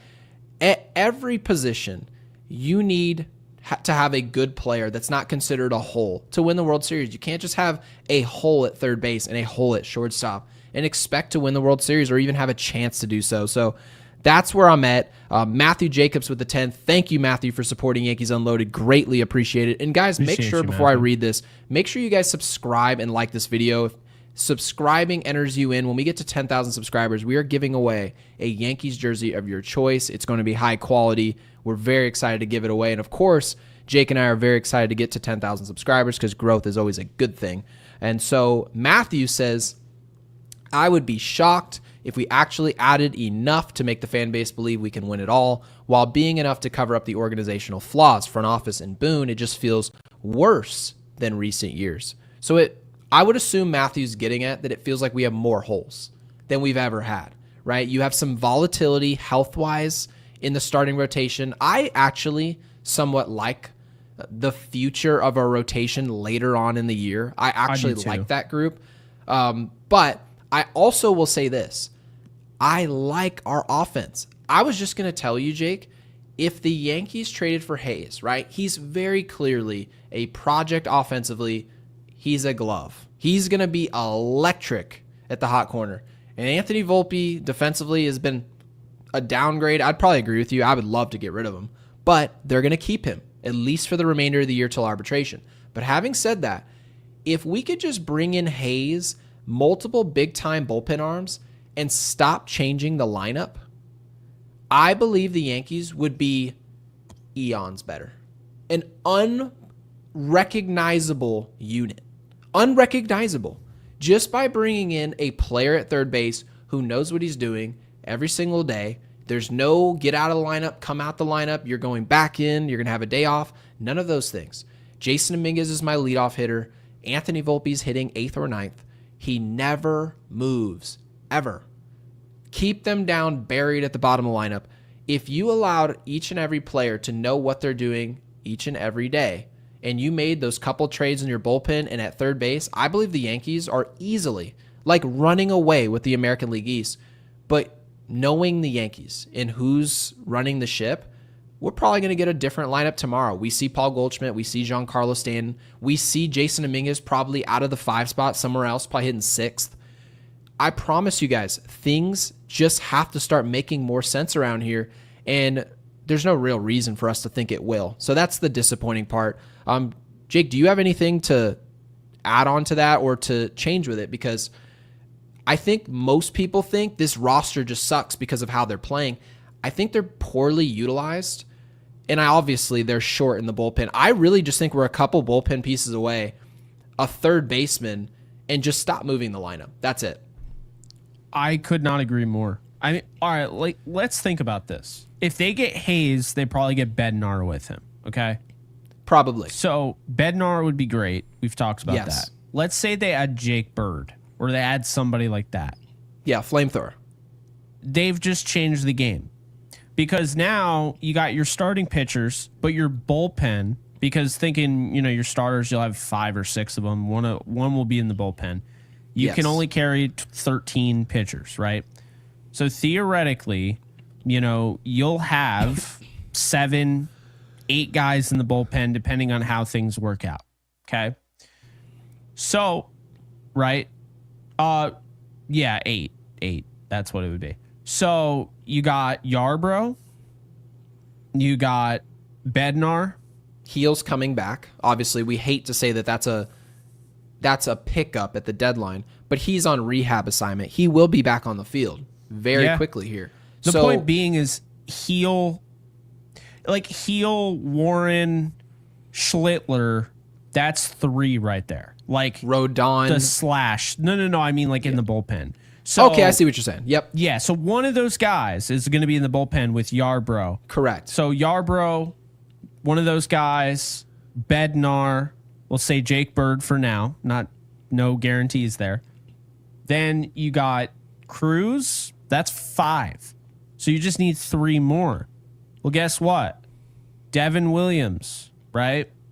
You could do Brubaker. You could do you could do what's his face? Yeri De Los Santos will probably be back, and Luke Weaver. So they're not that far off. And Tim Hill, I mean, I give him a lot of flack, but it would be nice to have that, like a lefty arm. And he's had some moments. I still think they can improve on him, but I think that's a much better bullpen adding 2 more guys. I have more faith in all of that happening. I'm not even kidding you. All of the things that you just listed, every single one of them. I have Yeah. more faith that that's going to happen than I have that the lineup is going to stay even similar the rest of the year. Oh, I know. And that is the real kicker here, is that you our start offense to- is so... You Go ahead. start to look at the Yankees if they do get 2 legit arms in the bullpen, Right. and your starters are Fried, Rodon, Warren, Heel, Schlittler, right? That's a pretty good starting 5. And, Marcus Stroman will probably be in there. But you get my point, is that's a good starting 5. The bullpen with 2 more arms, you start to see, well, bullpen's not that bad, right? Especially Yarbrough coming back. He's going to be a huge piece. Then you have your offense. And it's like we criticize the offense. But really, as I've said, there's only one true weight, right now. And that's at shortstop and third. But everywhere else, I'm sorry, Austin Wells, I actually thoroughly agree with Joe Girardi today. What did he Austin say? Wells is a much better hitter than his batting average would indicate. He puts together way better at bats. He has been hitting so much better since he has opened up his stance. It's because he's streaky. That's really the gist of it. When you see a player and you say that, right? And you can say the exact same thing about Ben Rice. You can. You watch this player taking at bat. Obviously, you saw a couple knocks today, right? Extra bases, great. And you feel like you watch him and say, he's just so much better than what's up on the Jumbotron. I just can't understand it. Well, you know why? Because Austin Wells had about 5-6 weeks where he had 4 hits. So eventually he makes his adjustments. And this is a good thing, by the way. Making adjustments, all that's good. But the baseline for his output is low. That's the difference between great players and players who periodically can play really good baseball. Austin Wells is a great framer of the ball. He'll block the ball. He's not the best thrower. But when he's got it going and he makes the correct adjustment, he's a good catcher. But like Girardi's mentioning, man, it seems like he's so much better than what these numbers show. It's because you got to watch him every day. If you watch him every day, there's going to be a time where you're like, what in the world is Austin Wells doing? And that's the unfortunate part. So we hope that he works through this in his career, because if he does, then we really have something good on our hands. But unfortunately, he hasn't done that yet. And I hope he never closes this stance again. Jersey Flow with the 2 says there's no flow when the lineup changes every day. I mean, this is something Alex Rodriguez mentioned. Saying there's no flow. Yeah, you have to imagine that was intended. And Bill, thank you for the 5. Thank you for the super. Greatly appreciated. Says this is just not a great team. And again, guys, you guys are all entitled to your opinion. And right now, I'm going to read the entire thing before I even offer it. I don't see the team as is holding on to the trade deadline. Very concerned. So very clearly, Bill doesn't feel like this team can be saved by the deadline regardless of what's happening. So when you say that this is not a great team, I want to make sure, and I'll just punt this to Jake right away, people understand that a great team is not just the players. It's not just the talent. It's also, and you see this especially, Jake, you cover the NFL every year, right? You cover the Los Angeles Rams. There are practically about as many assistants on the sidelines as there are players. There are as many offensive line coaches, nutritionalists, the trainers, the people who hold waters, the people who are holding clipboards. Every different person has a different assignment, and they all make an impact to different degrees. And the Yankees team, and Bill's mentioning he doesn't think this is a great team. I would assume he's mentioning somewhat the players, right? Some of the holes we have, and that's valid. But also who we have running the ship. Who's pulling the strings? Who do we have executing these trades? Is this the unit that the Yankees have to have that can formulate a winning solution? Is this what it can be? And so Bill doesn't think so. So Jake, I'm curious, what needs to change, right? Is it possible to change? Like, is Aaron Boone capable of creating a lineup that doesn't look different tomorrow? Or is Grok going to create tomorrow's lineup? Is it the AI that's going to create the lineup, and it's guaranteed to be different when we show up to the yard tomorrow? It's the 8 ball. Yeah, you saw him. You saw I tweeted that today. I knew someone had to at least let it rip at some point. That all right. So this is why I get so frustrated with the Yankees. I do think they have the best team by far in the AL. I do. Oh, you do? Okay. Like talent wise. Here's the problem though. The great team comment. I don't think there's a single great team in baseball right now. I don't think teams in July can be great. I don't believe that. I don't care how good you are right now. You're not great.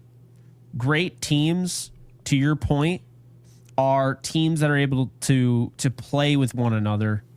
You know, they have that kind of camaraderie. You can see it. They've gelled. I don't think you become a great team until September, October. That's when I think you become a great team. Do you see that happening? I think it can. And here's why. Because you have guys like Cody Bellinger on this team. Cody Bellinger makes Jason Dominguez an astronomically better player. Cody Bellinger is a glue guy that makes guys around him better. Okay. And I feel like you have guys like Stanton is one of those guys, right? Stanton's a leader, right? You have those guys. Then you got your Judge there. You got your Max Fried here. Rodon is pitching like how we were hoping he would pitch when they signed him. You start to see that the pieces can come together quickly. I mean, it's only 26 guys on a roster. You know, it's not the NBA. Christian Brown's a damn Hall of Famer in this comment section. Are you seeing this? Oh yeah, put Christian this Brown's man in the on Hall it. of Fame, and then of course I've got to give Jersey their props for becoming a member. 1 second here. So he says it's not about the orange as a manager, but how much juice you can squeeze out of it. So Jake, I feel like you're talking about that this team, the Yankees team, is underrated. The talent is underrated, definitely. but they're not getting all of what you should be getting out of this group. They're not. That's what makes it frustrating. Because keep this in mind, and I talk about this all the time with my father, who watches every game. Yes. Keep this in mind. Yankee fans will never just be upset that the Yankees lost. Pirates fans will be annoyed that they lost, right? Cleveland Guardians fans will be annoyed that they lost.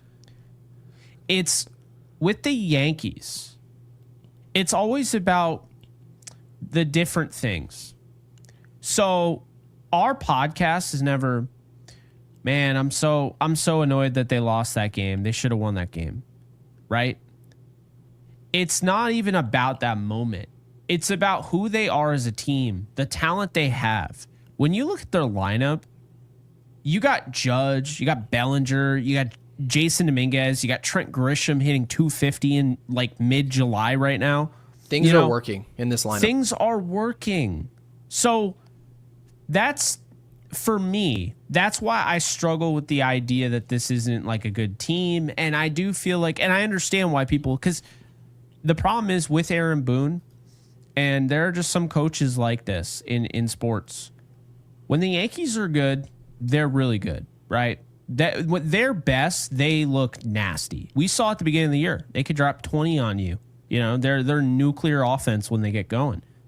But when the Yankees are bad, they are horrendous. They are the worst team that you would ever watch because the Yankees bad is life-draining to the viewer. It just is. And so there have been enough of those games already this year where I think a lot of fans are just, they have that in their mind. And so it's hard, but you got to try and find a way to separate that. The Yankees are not a bad baseball team. They do incredibly frustrating things. They lose games like this. The Dodgers have been losing a lot. They just lost to the Brewers today. Okay? Are they a bad baseball team? Absolutely not. So everyone loses. Now, I understand, like, and it's funny because, you know, we've gotten, in our comments, we've gotten, I don't want to say hate, but more so criticism about how we're very flip-flop reactionary. And I would say this is probably more level-headed from us in the way we're talking about this team because, yeah, we're frustrated. And, yeah, by the way, we also, because, you know, YouTube hasn't really pushed us out on the algorithm like we were hoping. We also have to make videos. They love us in the pre-recordeds. they do. We also have to make titles that like stand out. We have to make thumbnails that stand out. And guess what? If we just did like, because there are people in the comment section. Why don't you just say Yankees win, Giancarlo Stanton hits a home run? You would never survive a day on YouTube if you did that. People do. I see that all day long. They run a Yankees podcast and they say Yankees get swept, and it's got 14 42 views. Okay. You do have to sell with the title. And of course, after the title, people show up within the first 30 seconds. They're going to know did you prepare for this? Can you run this? Right. And if the answer is no, they're going to leave. So you're not going to get the viewership either way. But Jersey Flo recently became a member here at Yankees Unloaded. Thank you so much for doing so. It's very interesting seeing the breaking news. Always interesting to see the pictures that people choose. And Bill, thank you for the 10 and getting involved at Yankees Unloaded. Greatly appreciated. Says they have talent, and Jake and I both agree. They are so injured and missing so many pieces. I disagree with that. Yeah, I don't know if I agree with that. They may drop too far before than one back. They have pieces. The parts are better than the whole. So I'm going to, again, I don't agree that the Yankees are banged up. I don't. Everyone in their offense is healthy. Everyone. So of course, what Bill is getting at, he's talking about probably the state of the rotation.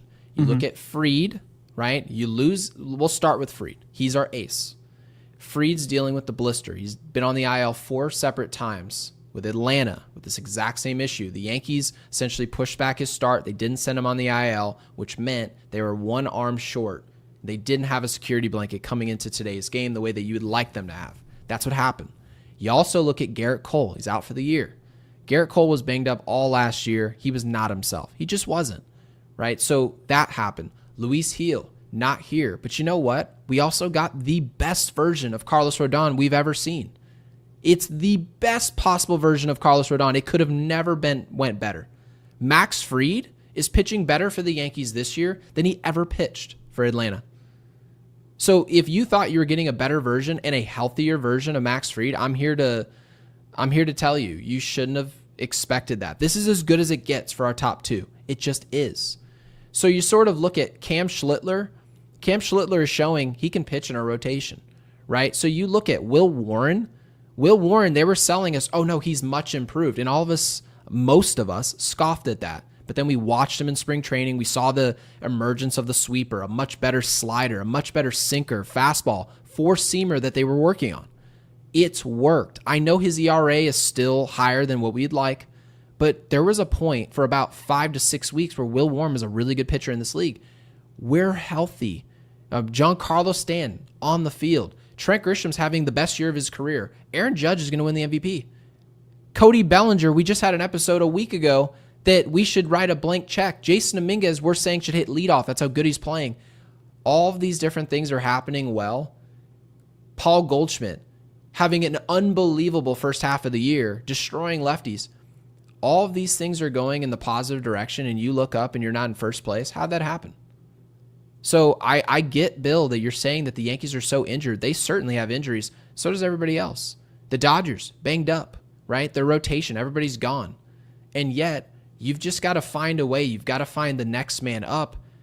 The Yankees are just losing fair and square. They just are. I don't think they're losing because of injuries. I'm going to tell you, I think the Yankees are losing because of inconsistent play offensively because the roles are inconsistent. And the pitching, they're shorthanded. I will agree the bullpen's banged up.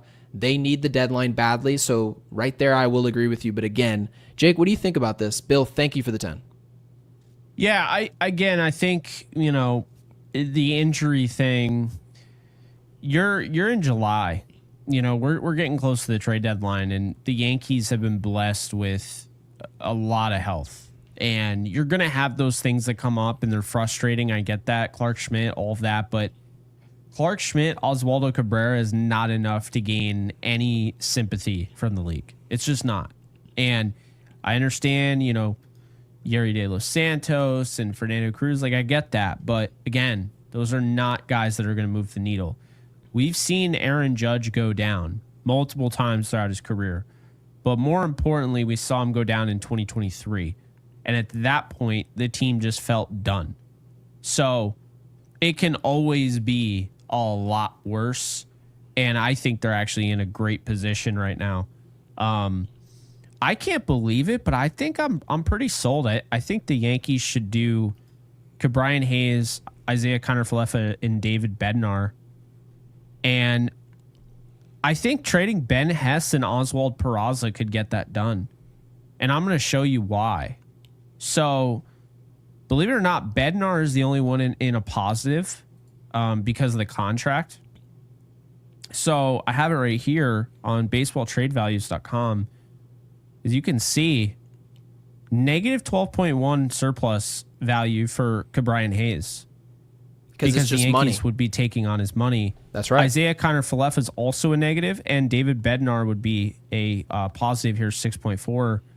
Peraza, he's not going to have a spot on this roster if you get these two. So you trade him away, or you trade B-Boss. Maybe B-Boss makes sense. But anyway, you trade one of them away. And Ben Hess, you're actually giving more value than they are. So, third overall prospect pipeline for the Yankees, I would consider that. I think I would do that. And what would the Yankees do with Isaiah Kiner-Falefa? Because you mentioned that Ke'Bryan Hayes would play third base. He would be dynamo over there. He would be great, right? Yeah. We're talking strictly the glove. We're not talking the bat, anything, nothing else. But Isaiah Kiner-Falefa, is there an argument that Isaiah Kiner-Falefa wouldn't he be a better player at short? Mind you, wouldn't he be a better player at shortstop than Anthony Volpe at this point? I think it lights a fire under Volpe's ass. Would the Yankees ever make that decision? Even if he was on the roster, would he play over Volpe? I actually think I understand they're really protective of him. But I mean, if Volpe just continues, this is a downtrend. It's not like he's solidified at 212. He's on his way down. Like, this could be below 200, in a few weeks. So if it keeps happening, the Yankees are going to have to make a decision.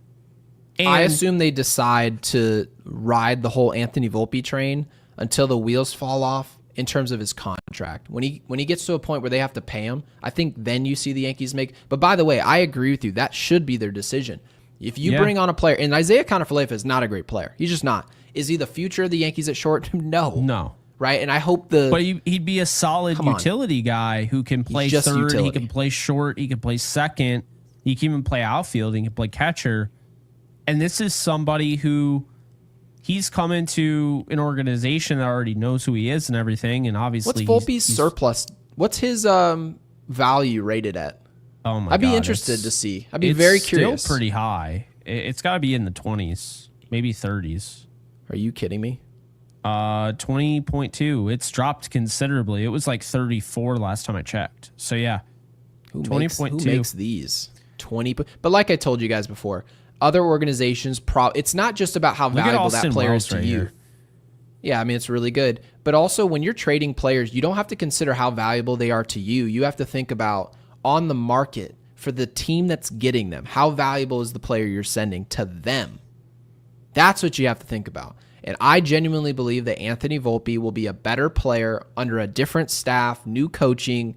Do I think he's an all-star? No, I don't.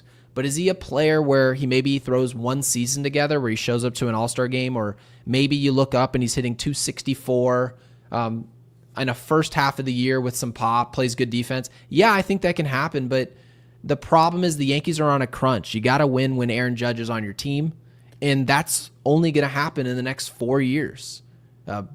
He's going to be great for the next 4 to 5 seasons. So, yeah, I completely agree with you. Even if we brought in Isaiah Kiner-Falefa or another player who could kind of stopgap over there at shortstop, I genuinely do not believe the Aaron Boone who said he's elite, that same guy is suddenly going to say he's not good enough to play for this team, but that guy right there gives us a better chance. I just don't see him making that choice. I hope I'm wrong, and if I am, I'll hop on this same podcast just like we do every day and say Aaron Boone surprised me in a good way today. I will. I think he would. And the reason I say that is because if he just continues to trend down, I mean, everyone's going to start noticing. You're not even going to, as a manager, you can't keep trotting this kid out. If he's not, he's third at his position in errors and he's not swinging the bat and he's not doing anything. And you bring in Isaiah Kiner-Falefa, which, by the way, that would come from Brian Cashman. Brian Cashman would be signaling. You know what I mean? He would be like, all right, well, and here's the thing. When you are playing Trent Grisham in a rotation, right? You're playing Ben Rice, Goldschmidt, Anthony Volpe. If Isaiah Kiner-Falefa is in play, who's a better hitter than Anthony Volpe right now, easily, there is no question about it. This becomes essentially Jason Dominguez and Trent Grisham earlier in the year, the older guy playing him over the younger guy, because I'm going to go with the hot hand. And Boone has already shown that he's done this. He's done it for Bellinger. He's done it with Goldschmidt. Goldschmidt's a former MVP. He's done it with everybody. Okay. Volpe, he hasn't done it with. And to be honest with you, it's because Peraza. If Peraza was putting a lot of pressure offensively, I think Volpe would have been benched. I think Peraza would probably be their shortstop. The problem is Peraza's not hitting. B-Boss isn't hitting. There's actually nobody out there that has any sort of numbers that you could say would even compete with Volpe. And Volpe's numbers are terrible. But that's the thing. So you add in Isaiah Kiner-Falefa, you add in Ke'Bryan Hayes, there you go. Now, do I think they get IKF? I kind of have a feeling they don't. But I am starting to feel like I feel like it's Hayes and Bednar right now, if I had to guess. Okay. I don't think they get Suarez. I think Suarez goes to maybe Chicago. I think the Cubs are going to try and get him. Yeah, I mean, some team out there that's going to be willing to, say, lose on value. That's the whole point of rentals. You lose, right? We send Michael King. You lose the value long term. It's a bad decision, technically. But there's the upside of what can happen now. That's the whole point. People do this every year. Why would we trade Michael King if we don't have any assurance that Juan Soto's coming back? Because you're trying to win the World Series in 2025. There's no other reason. So a lot of the people who say, I wouldn't trade such and such for this guy because he's a rental. Well, if you think the Yankees are a team that getting that player could genuinely help them win a World Series now, I don't care what the value looks like. You make that trade. But obviously a Suarez is not a big enough game changer for the Yankees to be like, yeah, we have to have him. Let's lose the value. So it's just not. So tomorrow's game. I'm not trading Spencer Jones. I'm not trading Schlittler. No, I want to get a great player for those guys. Yeah, I'm not even trading Flores. Have you seen, by the way, he's thrown out more guys than any catcher in Double-A. They love his arm is actually blowing up now. No, I haven't. And that again, if we're getting a player that we're like, oh, this is a game changer. This is a great player. Well, then why would I hold on to Spencer Jones? Spencer Jones at best will become what? A great player. So why wouldn't I bring in the great player now that can help me in my window? So that's what you're really saying. If you have good enough prospects, and there's only a small list. Don't tell me 8 guys are untouchable. They're not. And I don't want this guy. I'm sorry. I wanted to address this because I saw in the comment section. I don't get it.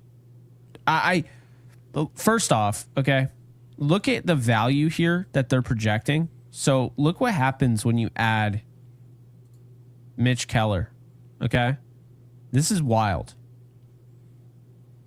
Let's see here. Mitch Keller has a 34 value. I don't see it. I'm sorry. This is not somebody that I feel great about. Okay.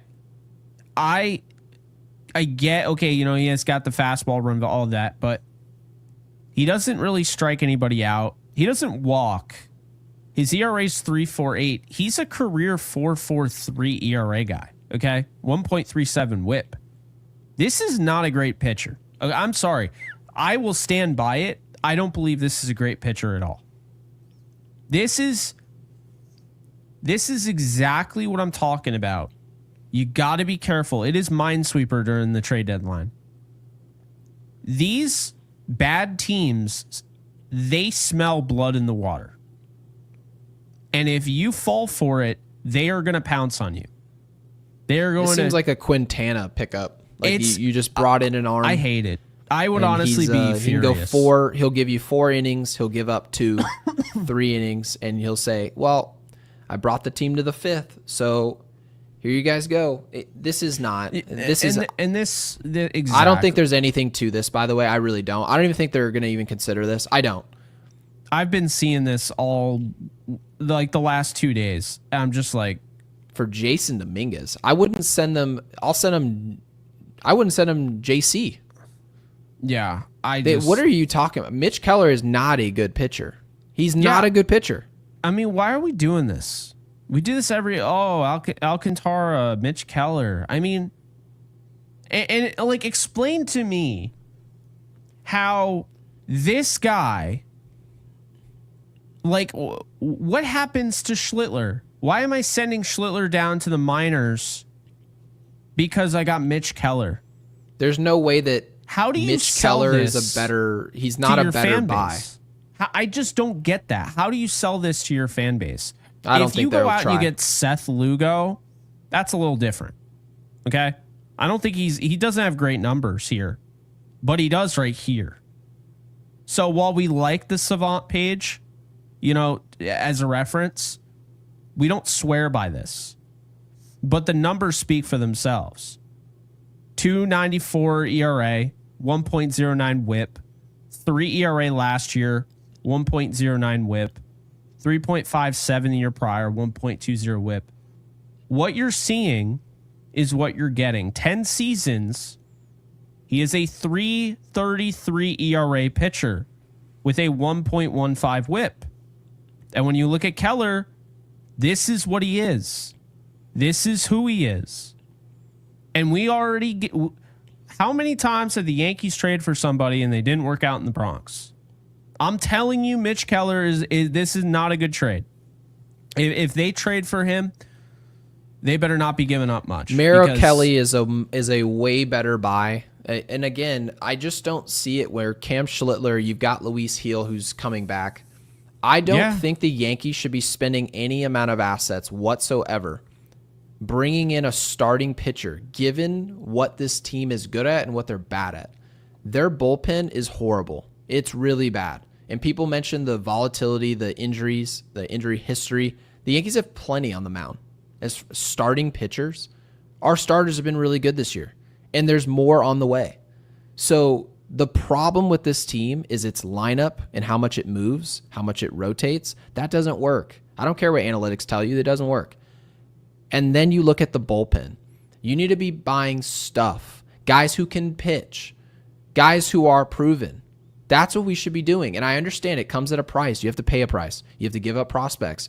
If you didn't want to do that, you should have signed players for money. And that's why we're sitting here. Right. So if you're going to bring in guys and get them in front of Cam, if you end up doing this and you bring in a player of the nature of Freddie Peralta, right? You bring in a guy like this.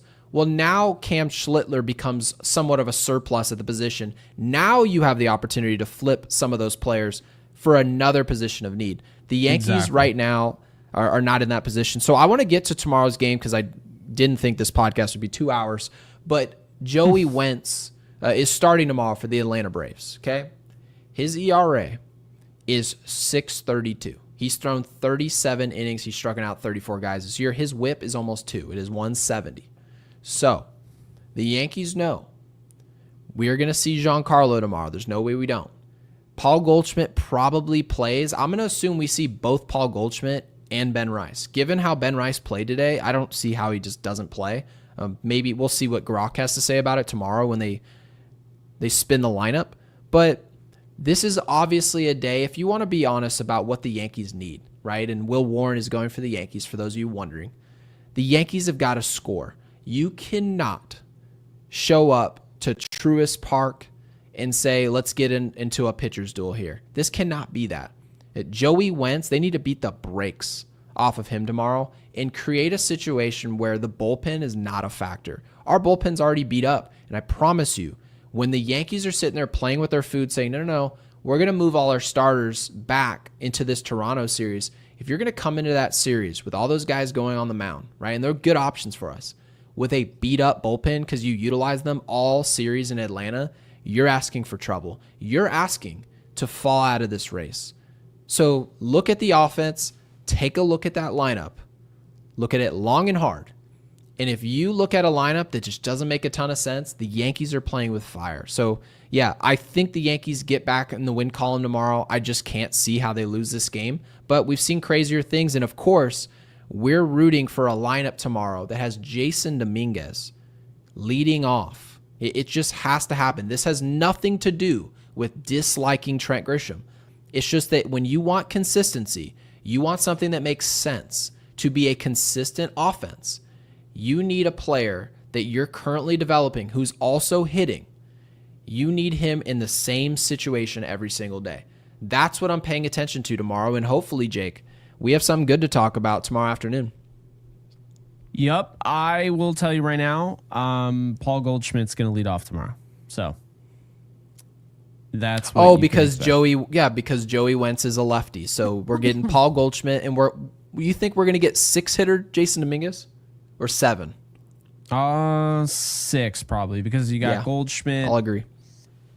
Judge will hit second. Bellinger third.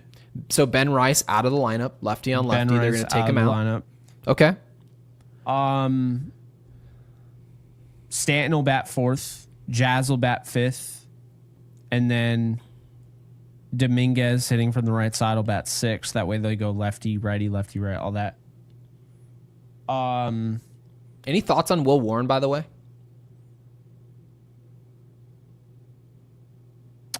Yes. So Will Warren had that bad start. It was like 3 weeks ago. Well, 3 starts ago. I think he gave up like 8 runs in that one, I want to say. Yeah, so he gave up. That was in the Toronto series. So that was in Toronto. Really good if you just kind of don't look at that. The last 4 innings, 5 starts or whatever. 4 innings, 10 hits, 8 earned runs, 4 walks in that game. The next start, that was at home. So that was at home against Seattle, 5 2/3, 4 hits. That was shutout, right? Mm-hmm. The next start, again at home against Chicago, 5 1/3, 6 hits, 2 earned runs. So he's trending on the way up. He's very inconsistent. He's walked 9 guys his last 3 starts. So the control is not necessarily there. So we'll see how that continues, right? He's on the road. We do like how he pitches at home much better than he does on the road. So this will be interesting. I don't love this. It's weird because he's pitched really well, but at the same time, he has those games that he gets obliterated in. And he's only pitched on the road twice, dating back to June. So that's kind of wild how everything's been at home. Because earlier in the year, he had the whole May where it was like they were on the road. A's, Seattle, Colorado, and of course LA, where he gave up 7 runs in that one. Yeah, unfortunately, this is the experience. This is the Will Warren experience. You're going to get a really good pitcher that looks dominant, or you're going to get a pitcher that gets beat up. Or maybe you'll get something in between that. But that is why his ERA is 4.63. He's hard a 3 ERA guy for the whole year, and then he's going to be a 15 for another 4 starts, and it blows up those numbers. It's just hard to really gauge with him because more often than not, he's a good pitcher. But this lineup, guys in it, Matt Olson, we saw what Acuna can do. I mean, they can. I do get like the after broadcast. him. Do you see the broadcast today? They were like, Ozzy Albies, his slugging percentage is dismal. He just can't leave the yard at all. And there's a 3-run home run, the shot from Ozzy Albies. I was like, oh my God. So when are we trading Volpe for Ozzy Albies? I don't know. Melanie, welcome in. It's just this is one of those situations where technically, if you read between the lines, Will Warren may blow it up tomorrow. This actually may not be a good start, and I'll tell you what. They're winning anyway, but yeah. We should win anyways, but your starter, when you've got a beat-up bullpen, that's just actually not a good bullpen to just outright. They're just not a good bullpen. Will Warren's got to show up tomorrow. He just has to. And given the situation, and you don't like to say this, given the fact that we're coming out of the All-Star break, you'd think we were all firing on all cylinders and ready to go health-wise, but this team in their bullpen, they're not in that type of shape. Will Warren has to pitch at least decent, right, to outduel Joey Wentz. Yeah. You got to do it. And if you want to be a World Series caliber team, these are games that you have to win. Atlanta's not a good baseball team this year. They're just not. So I hope they do. Jake, do you have anything for them in the comment section? Yeah. Because I've got nothing. I was just playing Silent Hill 2, so just drop that in the comment section if you stuck around. I was wondering why I was getting tired. It's literally my bedtime, like 4. So. Yeah, my wife's probably wondering where the hell I am. So, it's now late for you too. Yeah, it's almost 1 o'clock in the morning Pacific. So drop Silent Hill 2, I believe it was, in the comment section. We'll know you were here an hour and 55 minutes into our podcast. Again, guys, thank you for hanging there with us. I had a birthday dinner I had to go to, so that's why the late show. But you guys were great, of course. And thank you guys for all the supers and, of course, the subscribers and getting involved in our giveaway at 10,000 subscribers for our jersey. We're also working on some merch, which will be very exciting when we announce that because I've been taking a look at it. It's pretty cool. And we'll let you guys know when that's all ready. But, Silent Hill 2, never played it, never heard of it, really. Never will. Yeah, never will. Do not like scary games at all. But drop that in the comment section. And, of course, like this video.